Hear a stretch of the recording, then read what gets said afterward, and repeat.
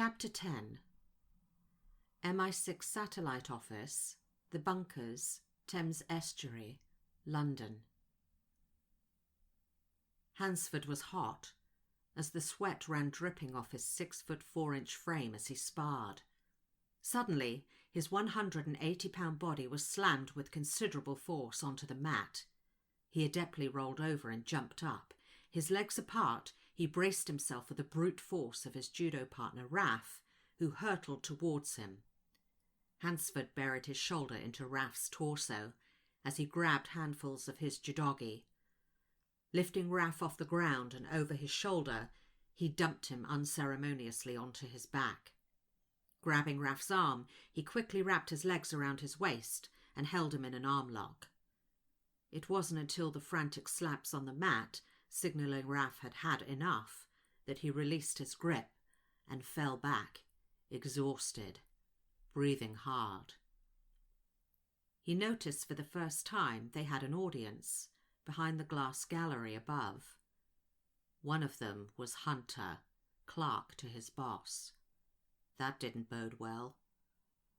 Standing up, he offered his hand, pulling Raf up as his eyes followed Hunter, who took the stairs down towards the MI6 cells, where his boss, Internal Affairs Director Major Draper, had his office and held court.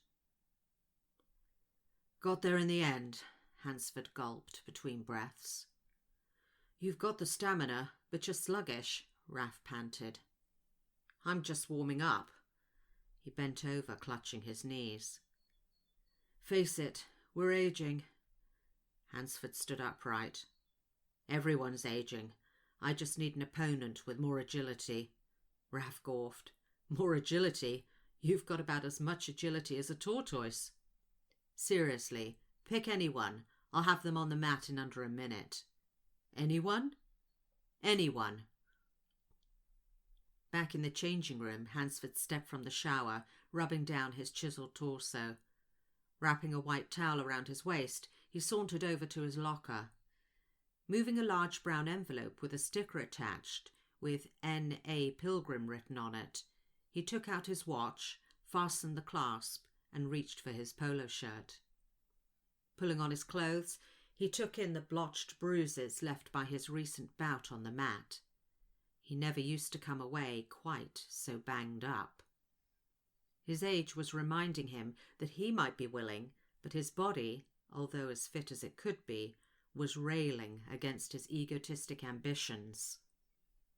During the last year, he'd thought about it more than he'd wanted to. He was in his prime, wasn't he?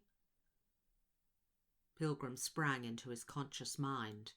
Her smiling face, the way the sun combed its rays through her hair, and those eyes that seared through him. His breathing quickened as he recalled their time together. Her body played across his mind, perfectly imperfect, those dangerous slopes and eddies. He mentally shook himself from his reverie. He mustn't think about her. She was definitely off limits. She was everything that could undo him, crash his life, obliterate his career. He knew she had abilities, those dangerous changes in her mood that mirrored in her eyes and seemed to affect everything around her. Initially, he'd found it disturbing, but with time and the development of their relationship, he'd gradually come to accept it. He knew there was a lot she didn't tell him about what exactly she was capable of, but despite his uneasiness, he hadn't been able to leave her alone. "How did you survive her?" "Baxter did." "Then Baxter must be gay." "Was Baxter gay?" God, what if he wasn't?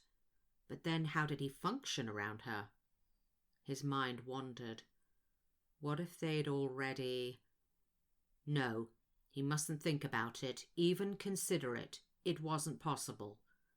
Hadn't Baxter stated to him he wasn't interested in her romantically? Maybe it was just semantics, and Baxter had played him. He mentally kicked himself. He was an idiot. His thoughts doubled back. Pilgrim couldn't work so close with someone she'd been physical with, and they'd certainly shared that. He took a deep breath, allowing his head to fall back. Their sexual intimacy entered his consciousness like a languid swirl of euphoria, seeping through his every atom, claiming his mind and body. He smiled, remembering how she'd moved off him, and he'd lain in an intoxicated state of exhaustion, unable to form a coherent thought. There had been no satiation for his overwhelming desire for her since. Normally, no problem.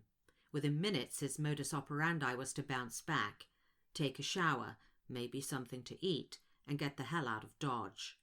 Maybe vague promises of a future date. With her, he'd been left hungry for everything. More of her taste, smile, attention, laughter, the scent of her body. It had to be just him. No one other than him, not even in her periphery. But she hadn't asked for more of him. This realization had punched him so hard in the gut it had folded him for a week. He'd waited for her to call. He'd never had to wait for them to call. They usually asked before he'd had time to pull his shorts on. Pilgrim was definitely off limits, he reminded himself, and as he did, he knew with certainty if she called, he'd go running. Hansford had returned to his desk. He hated it, hated to be sat there when all the action that he craved was going on elsewhere without him. His desk was clean. He should know. He'd cleaned it.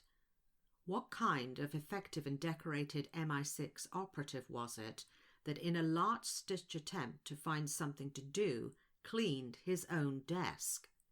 It was pitiful, sad, and worrying. Why hadn't Draper called him? He must know he was climbing the walls. What did that mean?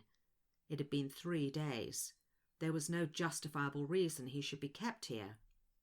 Maybe Warwick knew. Oh, that wouldn't sound too needy and insecure. Warwick, why doesn't anyone love me anymore? He could imagine Warwick's response.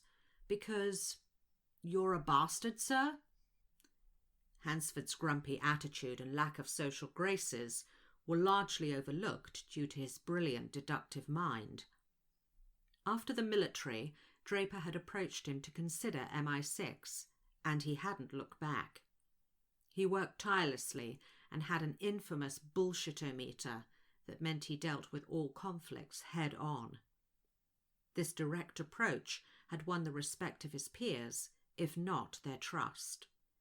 In his professional life there were none to match his intellectual ingenuity, but his "doesn't play well with others" had been duly noted in his file.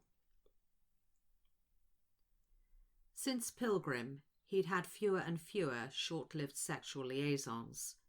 No one held his physical or mental attention for longer than a few distractive hours. The only woman to enter and remain in his sphere of interest was her. He now knew he needed more than just a physical relationship with her. He thought about the best way to approach the subject when she was clearly keeping him at arm's length.